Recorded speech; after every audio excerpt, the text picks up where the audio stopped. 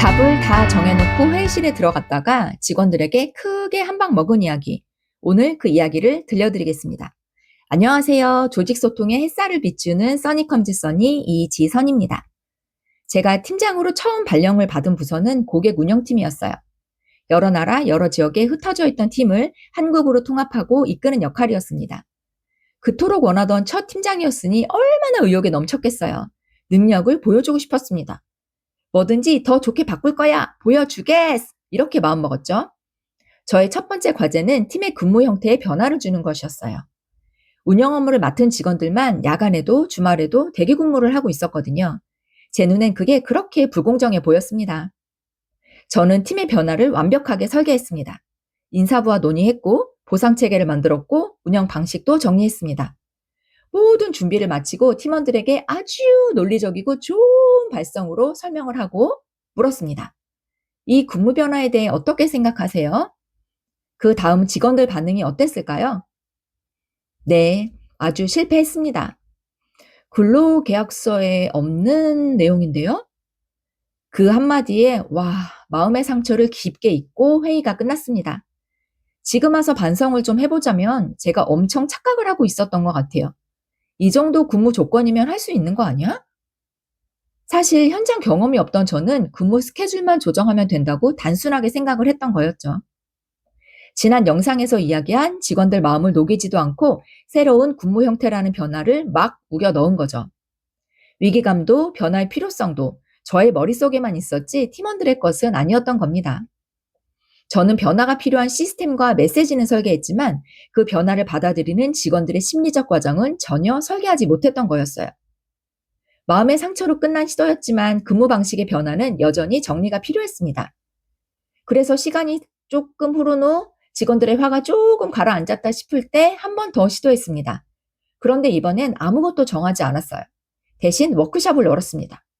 이번에는 제가 변화에 대해서 아무 말도 하지 않고 지금 우리 비즈니스의 현실, 그리고 우리 조직이 맡아야 할 역할, 그것만 이야기를 했습니다. 그리고 사업부 담당자를 초청해서 현재 상황과 기대하는 역할을 직원들에게 직접 설명하게 했고 그동안 팀이 해온 노력에 감사할 수 있도록 요청을 했어요. 그럼 워크숍에서 저는 도대체 무엇을 한 걸까요? 대화를 이끄는 퍼실리테이터 역할만 했습니다. 그리고 이 5가지 질문을 던지게 됩니다. 첫째, 현상을 인식하기 위한 질문, 지금 우리는 어디쯤 있을까요? 둘째, 위기를 공유하기 위한 질문, 이대로 두면 어떻게 될까요? 셋째, 저항하는 이유가 뭔지 알 수 있는 질문, 솔직히 가장 걱정되는 것이 무엇이죠? 넷째, 우려는 있지만 그럼에도 불구하고 가능성을 탐색하는 질문, 그렇다면 우리의 돌파구는 무엇일까요? 다섯째, 우리 모두의 가치를 정의할 수 있는 질문, 이 변화가 나에게 주는 의미는 무엇일까요? 저는 질문과 간식만 준비했을 뿐 아무것도 이야기하지 않았습니다. 다시 질문을 드려볼게요. 이번엔 어떻게 됐을까요? 네, 새로운 역할과 근무 방식이 정립됐습니다. 그걸 제가 만들었을까요? 아니요. 팀원들이 서로 논의하면서 새로운 운영 방식을 직접 만들었습니다. 저는 그 제안이 현실적으로 가능한지 인사부와 검토를 했고 팀원들이 만들어낸 변화를 실행할 수 있도록 지원했을 뿐입니다. 그런데 막상 대화를 열어보니까 저항의 진짜 이유는 제가 생각한 것과 완전히 달랐어요. 제도의 변화 자체가 문제가 아니었습니다. 직원마다 처한 상황과 마음이 달랐던 거죠. 어떤 팀원은 가족을 돌봐야 하는 상황 때문에 근무 시간을 바꾸기 어려워했고 또 어떤 팀원은 근무 형태보다도 일방적으로 통보를 받는 그 방식 자체에 불편함을 느끼고 있었습니다. 처음엔 전혀 몰랐던 이유들이었어요. 하지만 열린 대화를 통해서 모두가 한 가지에 공감하게 되었습니다. 비즈니스를 제대로 지원해야 새로운 기회가 생기고 그게 결국 조직의 성과와 보상, 그리고 나의 고용 안정성으로도 이어진다는 사실. 두 번의 시도에서 달랐던 건 변화의 내용이 아니라 변화를 만들어가는 과정이었습니다. 첫 번째 시도에서는 이미 완성된 답을 가장 설득력 있게 전달하는 방법을 많이 고민했습니다. 저는 그게 커뮤니케이션이라고 생각했어요.